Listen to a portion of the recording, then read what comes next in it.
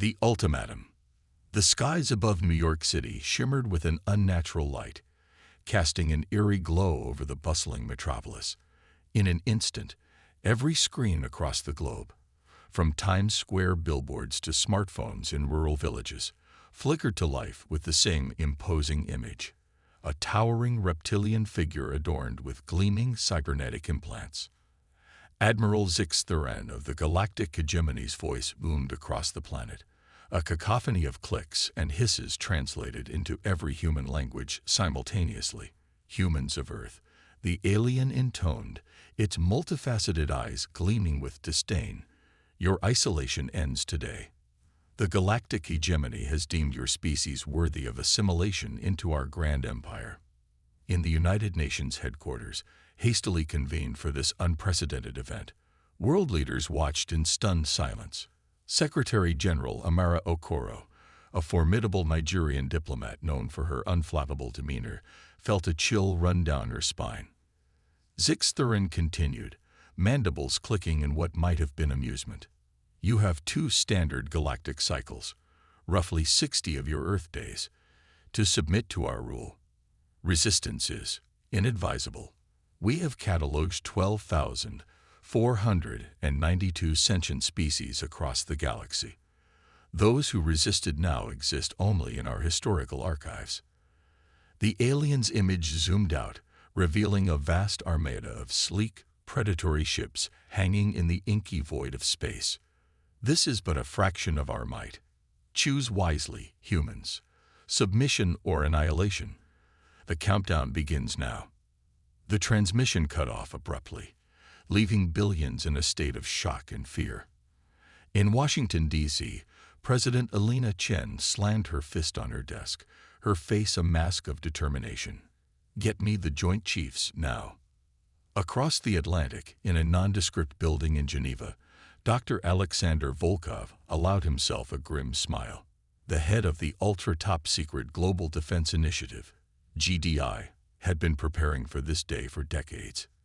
He picked up a secure phone, its line connecting directly to key figures around the world. Initiative Omega is a go. I repeat, Omega is a go.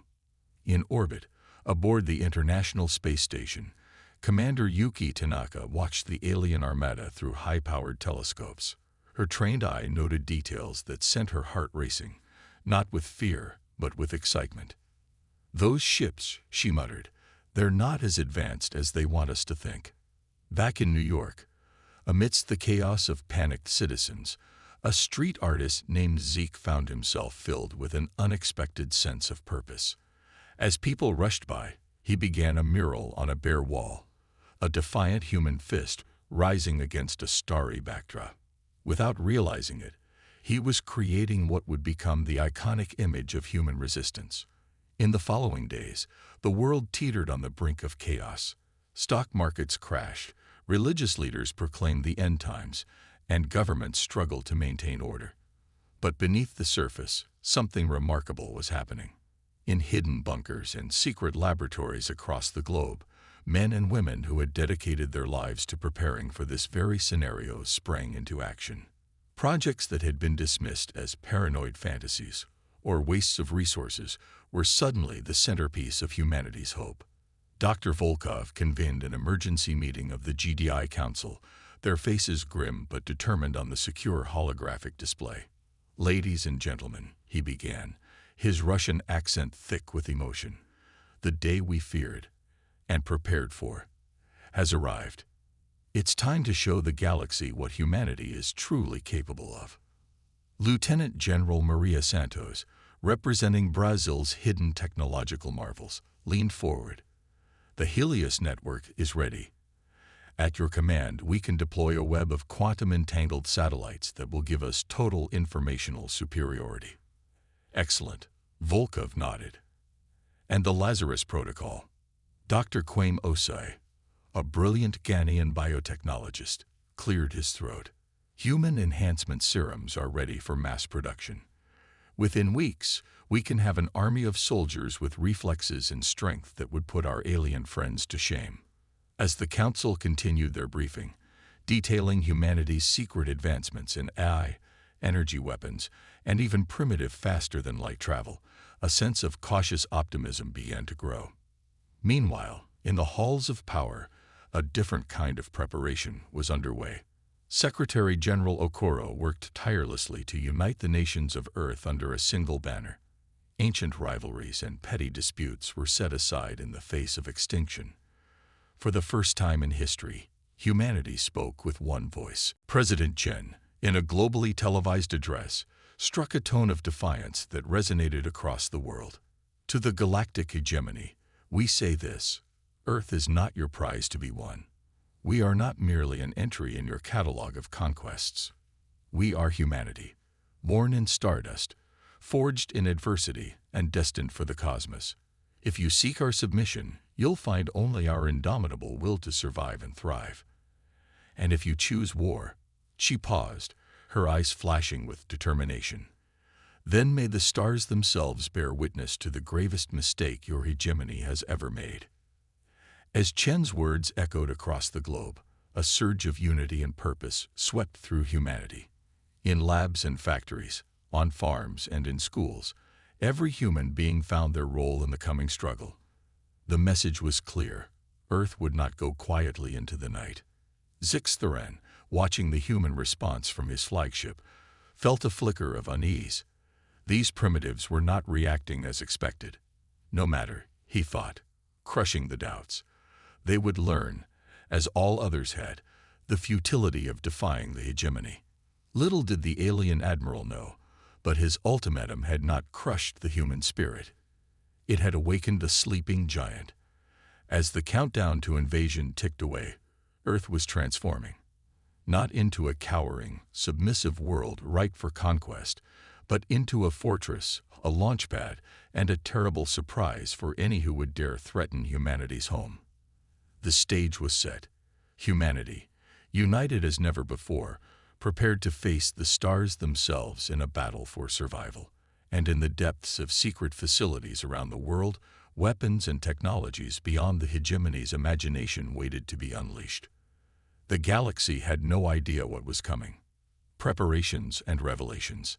As the hegemony's deadline loomed, the face of the Earth began to change. What the aliens perceived as panic and disarray from orbit was, in fact, a carefully orchestrated metamorphosis. In the heartland of North America, vast fields of corn and wheat seemingly withered overnight.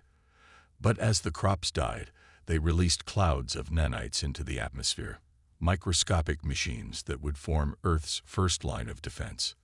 These invisible guardians, developed in secret by a consortium of agronomists and nanotechnologists, would render the planet's air unbreathable to most known alien physiologies.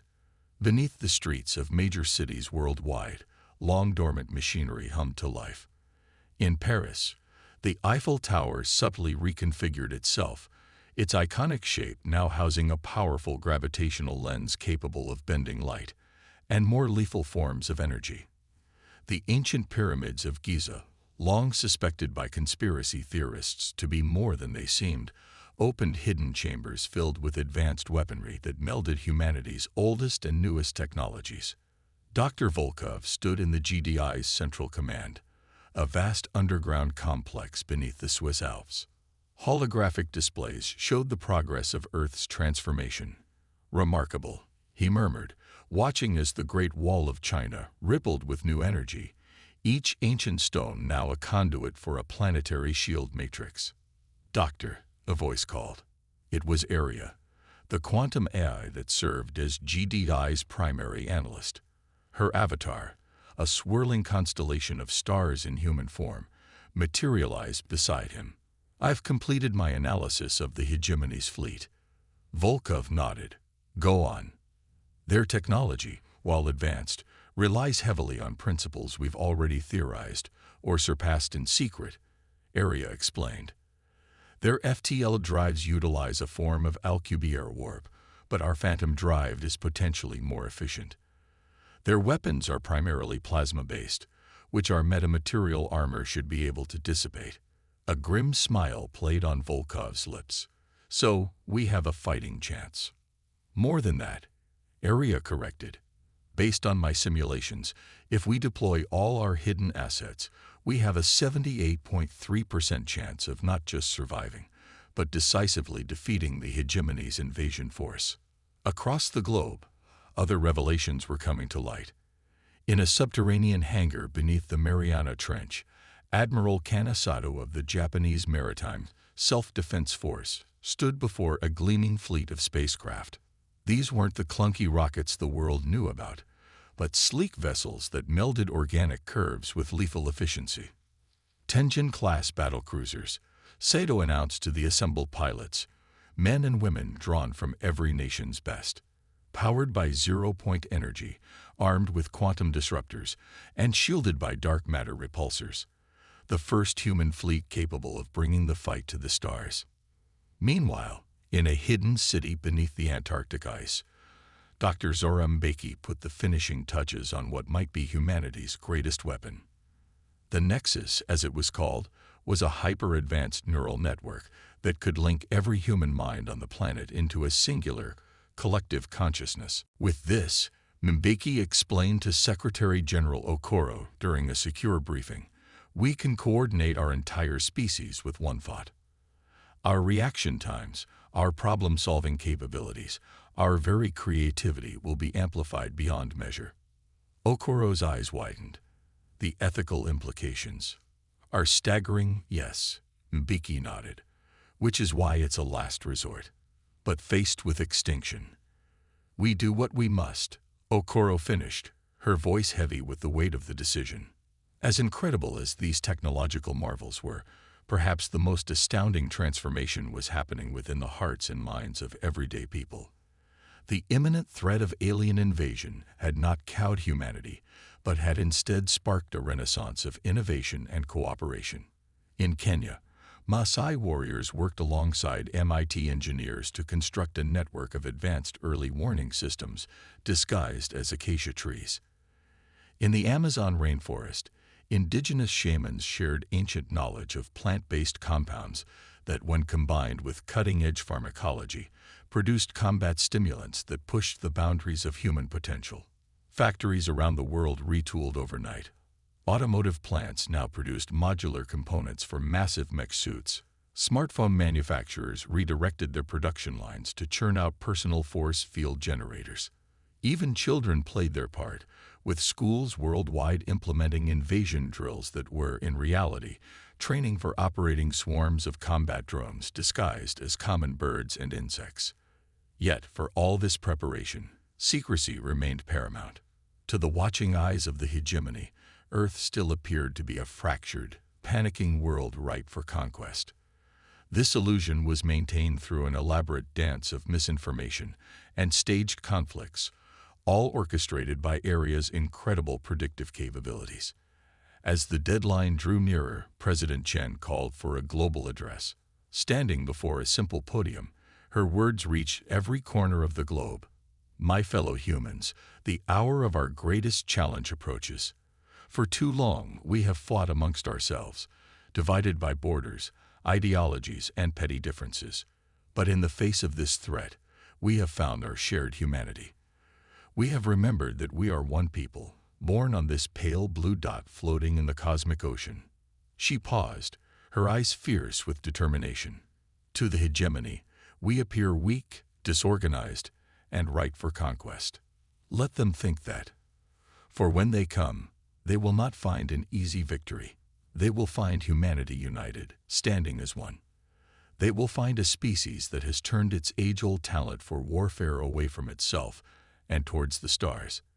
They will find Earth not as the prize they seek to claim, but as the last place in the galaxy they should have ever dared to threaten. Across the world, billions stood a little taller, their resolve hardened. In secret bases and hidden laboratories, final preparations were made. The Tenjin fleet ran last-minute diagnostics. The Nexus hummed with potential energy, ready to link billions of minds. And in orbit, cloaked satellites silently tracked the approaching hegemony armada. Admiral Zixtheren, watching Earth's apparent chaos with smug satisfaction, gave the order to begin the invasion. Little did he know, but his fleet was flying into the most elaborate trap ever conceived by any species in galactic history. As the first hegemony ships entered the outer edges of the solar system, humanity held its breath. The greatest test in human history was about to begin, and deep in the Swiss Alps, Dr. Volkov uttered the words that would change the course of galactic history. Initiate Operation Prometheus. Let's show them what humanity can do. The first strike. The vast emptiness of space beyond Pluto's orbit suddenly blazed with light as the vanguard of the hegemony fleet dropped out of FTL. Thousands of ships, from nimble fighters to massive dreadnoughts, formed up in attack formations. At their center, the flagship Eternal Dominion loomed like a metal leviathan, its hull adorned with the trophies of 100 conquered worlds. Admiral Zix Thurin stood on the bridge, his cybernetic eyes gleaming with anticipation. Commence the attack. Let's remind these primates of their place in the cosmos. As the fleet surged forward, the first hint that something was amiss came from the outermost sensors. The solar system's celestial bodies weren't quite where they should be.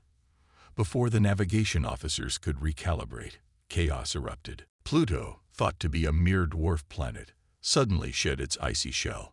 The celestial body that emerged was a massive battle station, its surface bristling with weaponry that had lain dormant for decades. Beams of concentrated solar energy lanced out, slicing through the unprepared hegemony ships. Impossible, Zix Thurin roared. All ships, evasive maneuvers. But it was only the beginning. Throughout the solar system, humanity's preparations revealed themselves in a symphony of destruction. The rings of Saturn ignited, becoming a minefield of plasma charges. Jupiter's great red spot erupted, launching swarms of automated drones that tore into the alien fleet's flanks. On Earth, Dr. Volkov watched the unfolding battle with grim satisfaction. Area. Status report. The AI's voice was calm amidst the chaos. Phase 1 proceeding as planned, Doctor. The hegemony fleet has lost 23% of its strength and is in disarray. Volkov nodded. Initiate Phase 2. Deploy the Tenjin fleet. Deep beneath the Pacific Ocean, massive hangar doors slid open. The water churned as humanity's secret armada rose from the depths. Led by Admiral Sato's flagship, the Spirit of Terra, the Tenjin-class vessels shot into the sky, their phantom drives leaving no exhaust trail to betray their Earth origins. As they approached the moon, the lunar surface rippled. What appeared to be craters were actually masked launch bays. A second human fleet, hidden on the dark side of the moon, joined the fray. The battle that ensued in Earth's orbit was unlike anything the galaxy had ever witnessed. Human ships, thought by the hegemony to be centuries away from spaceflight, danced between enemy vessels with impossible agility. Their quantum disruptors tore holes in reality itself, swallowing alien ships whole. Admiral Zix Thurin, for the first time in his long career, felt fear. This is not possible. They were primitives. We monitored them for decades. His second-in-command, visibly shaken, replied, "Sir, we're detecting energy signatures unlike anything in our databases. Their technology, it's beyond anything we've encountered." On Earth, the ground itself came alive. Mountains turned cities, revealing themselves as massive mech suits piloted by hybrid AI-human teams. They strode into the atmosphere, engaging hegemony dropships attempting to land invasion forces. In orbit, Admiral Sato's voice crackled over the comms. "All ships, execute maneuver Izanagi. Let's show them what Earth can do." The Tenjin fleet moved in perfect synchronization, their formation shifting like a murmuration of starlings. They encircled a large portion of the hegemony fleet, herding them towards Earth. As the alien ships approached the atmosphere, expecting to break through to the planet's surface, they met instead with humanity's final surprise. The nanite cloud, seeded weeks ago, activated. It coalesced into a shimmering barrier that trapped the hegemony ships in a massive bubble. Inside, the laws of physics themselves seemed to warp. Alien technology failed, ships collided, and carefully laid plans crumbled. Zix-Thuran watched in horror as a third of his fleet was neutralized in an instant. Full retreat, he bellowed. Back to FTL jump points. But retreat would not be so easy. The human ships pressed their advantage, their weapons guided by the collective consciousness of billions through the Nexus. Every shot found its mark with unerring precision. Dr. Mbiki, monitoring the Nexus from her Antarctic base, marveled at the power of united humanity. "We're not just fighting them," she murmured. "We're outthinking them at every turn." As the battle raged on, Earth unveiled more of its secrets. The Sahara Desert shimmered and vanished, revealing a massive energy collector that began to power up a weapon of unimaginable power. The Amazon rainforest pulsed with bioluminescence, launching organic EMP spores that disabled hegemony electronics on contact. Admiral Zix-Thuran's flagship, the mighty Eternal Dominion, found itself surrounded by the Tenjin fleet. Admiral Sedo's voice boomed across all frequencies. "Attention hegemony forces. You have witnessed but a fraction of Earth's true power. Surrender now or face total annihilation. You came seeking to conquer a primitive world. Instead, you've awakened a sleeping giant. Make your choice." For a long moment, silence reigned across the battlefield. Then, one by one, hegemony ships began powering down their weapons. The Eternal Dominion, once a symbol of unstoppable conquest, now hung in space, a battered hulk surrounded by the might of a world it had gravely underestimated. Zix-Thuran, his cybernetic implants sparking from damage, slumped in his command chair. I surrender. In the name of the galactic hegemony, I surrender to the forces of Earth." As the news spread across the planet, cheers erupted from every corner of the globe. Humanity had not merely survived, it had triumphed. In the span of a single battle, Earth had announced its presence to the galaxy not as a primitive backwater, but as a force to be reckoned with. Dr. Volkov allowed himself a small smile as reports of victory flooded in, but he knew this was only the beginning. The galaxy now knew of Earth's power, and the real challenges were just beginning. "Area," he said softly, "prepare a briefing. It's time to decide what kind of galactic-powered humanity will become." As the fires of battle cooled in Earth's orbit, a new dawn broke for humanity. The stars, once thought to be forever out of reach, now beckoned. And humanity, united and unveiled, stood ready to answer their call. Counteroffensive. In the aftermath of Earth's stunning victory, the planet buzzed with a mixture of elation and nervous energy. The secret was out. Humanity was not only capable of defending itself, but was a technological powerhouse that had managed to leapfrog centuries of development in mere decades. As the hegemony prisoners were processed and their damaged ships towed into orbit for study, Earth's leaders convened an emergency global summit. The United Nations headquarters in New York, now revealed to be a technological marvel itself, hosted representatives from every nation. Secretary General Okoro stood at the podium, her voice firm as she addressed the assembly. "We have won the battle, but the war is far from over. The galactic hegemony will not take this defeat lightly.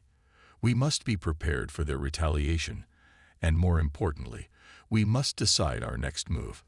Dr. Volkov, now a public figure after years in the shadows, took the floor. "Our victory was decisive, but it was just the beginning. We have the element of surprise on our side, and we must use it. I propose a counteroffensive. Take the fight to the hegemony before they can regroup." The chamber erupted in heated debate. Some argued for caution, for fortifying Earth and its solar system. Others pushed for immediate expansion, staking humanity's claim in the galaxy. It was President Chen who finally brought order to the chaos. "We cannot simply wait for the next attack. Nor can we become the very thing we fought against, conquerors and tyrants. I propose a middle path, a limited counteroffensive aimed at liberating worlds under hegemony control. We'll show the galaxy that Earth stands for freedom, not domination."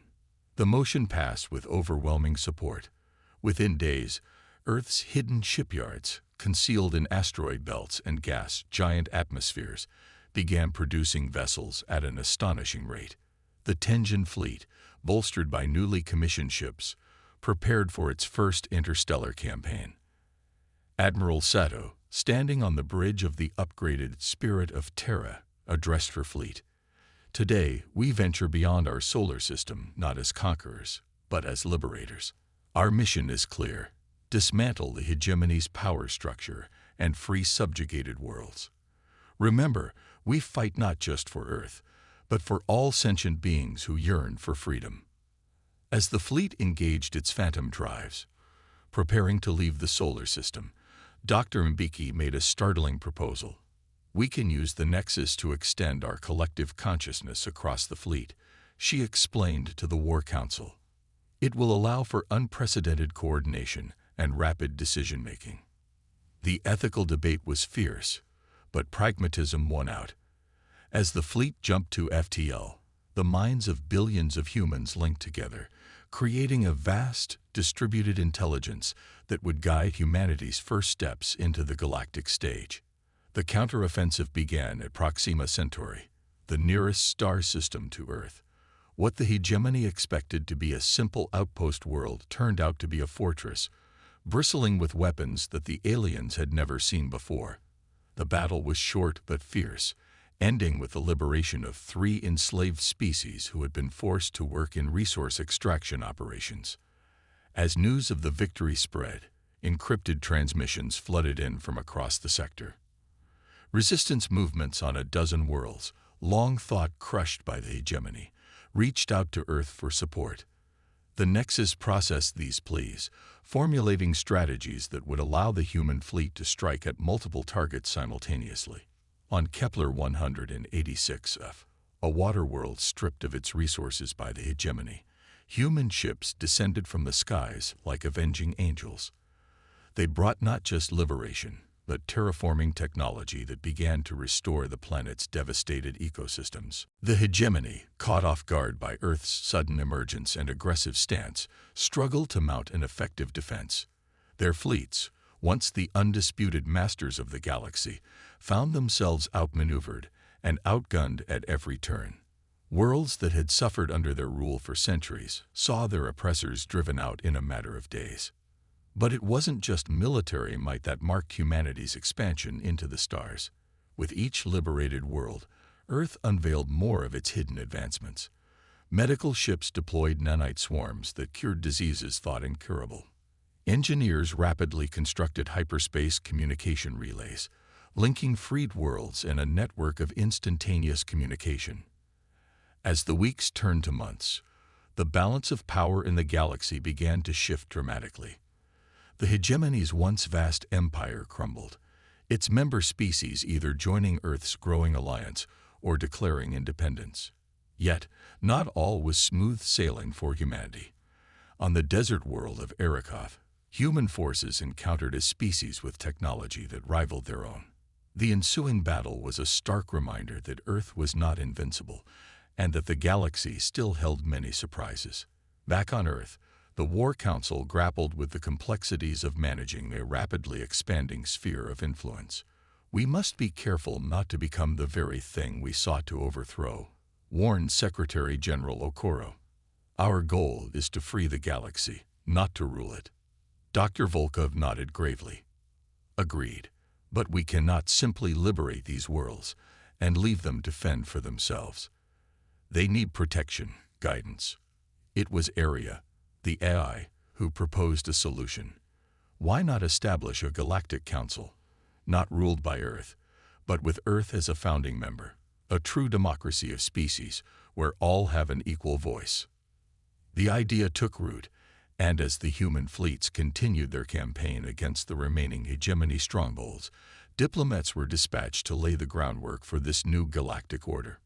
6 months after the initial hegemony attack on Earth, Admiral Seto's fleet arrived at Zixthura, the hegemony's capital world. The once mighty center of a tyrannical empire now stood alone, its defenses in shambles, its allies gone. As the Spirit of Terra led the final assault, Admiral Seto opened a channel to the planet's surface, People of Zixthura, your empire is no more. But we do not come to conquer or enslave. We offer you a choice. Join us in building a free and just galaxy, or face the consequences of your leader's actions. The age of the hegemony is over. The age of unity and exploration is just beginning. On Earth, watching the transmission with bated breath, Dr. Volkov turned to his colleagues. And so, the real work begins. We've won the war. Now we must win the peace. As the hegemony's capital world surrendered, a new chapter in galactic history began. Humanity, once thought to be alone in the universe, now stood at the center of a cosmic revolution. The stars, once distant and unreachable, had become humanity's new frontier. And the galaxy, for better or worse, would never be the same again. A new era. The fall of Zixthura marked the end of the galactic hegemony's reign and the beginning of a new cosmic order. As the dust settled on battlefields across the stars, the true challenge for humanity began, forging a lasting peace in a galaxy forever changed by their emergence. On Earth, the Nexus hummed with activity as billions of minds worked in concert to tackle the monumental tasks ahead. The collective consciousness of humanity grappled with questions of governance, diplomacy, and the ethical use of their advanced technology. In the newly established Galactic Council chambers on a neutral world named Haven, representatives from 100 species gathered. The architecture was a marvel of bioengineering and quantum physics, with rooms that shifted and adapted to the needs of wildly different physiologies. Secretary General Okoro, now serving as Earth's primary diplomat, addressed the assembly. We stand at a crossroads of cosmic history. The hegemony's fall has left a power vacuum, but we must resist the temptation to simply replace one empire with another. Instead, let us build something new, a true federation of equals. The debates were fierce. Some species, long oppressed by the hegemony, called for punitive measures against their former masters. Others, wary of Earth's power, pushed for limitations on human expansion. Through it all, humanity's representatives worked tirelessly to bridge divides and find common ground. Dr. Volkov, watching the proceedings from Earth, turned to Area. Analysis. The AI's avatar shimmered as it processed vast amounts of data. The transition will be challenging, but initial projections are positive. 78% of represented species are in favor of the proposed Galactic Federation. However, we must address concerns about the concentration of advanced technology. Volkov nodded grimly. Agreed. We can't keep our advancements to ourselves if we want true cooperation. But we can't risk this technology falling into the wrong hands either. The solution came in the form of the Prometheus Initiative.